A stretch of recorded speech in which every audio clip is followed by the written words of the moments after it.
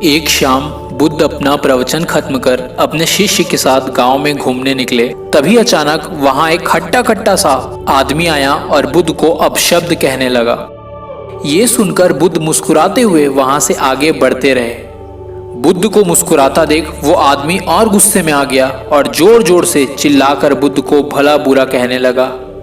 यह सुनकर वहां लोगों की भीड़ इकट्ठा होने लगी, लेकिन इसके बावजूद बुद्ध मुस्कुराते हुए आगे बढ़ते ही जा रहे थे। बुद्ध पर अपनी बातों का कोई असर ना होता देख वो आदमी निराश हो गया और फिर कुछ देर बाद वहां से चला गया। उस आदमी के जाने के बाद बुद्ध के शिष्य ने उनसे पूछा, प्रभु, आपने उस दुष्ट आदमी की बात का जवाब क्यों नहीं दिया? और इतना सब सुनने के बावजूद आप मुस्कुराते रहे, क्या आपको उसकी बात सुनकर तकलीफ नहीं हुई? बुद्ध बिल्कुल शांत रहे और अपने शिष्य को अपने पीछे आने का इशारा किया और कुछ देर बाद वो अपनी झोपड़ी तक पहुंच गए और अपने शिष्य को कहा, तुम यहीं रुको, मैं अभी आता हूं।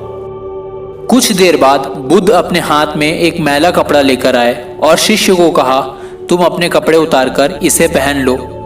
वो कपड़ा बहुत मैला था और उस कपड़े से भयंकर दुर्गंध आ रही थी। शिष्य ने उस कपड़े को अपने हाथ में लेते साथ ही दूर फेंक दिया। बुद्ध बोले, क्या हुआ, तुमने इस कपड़े को फेंक क्यों दिया?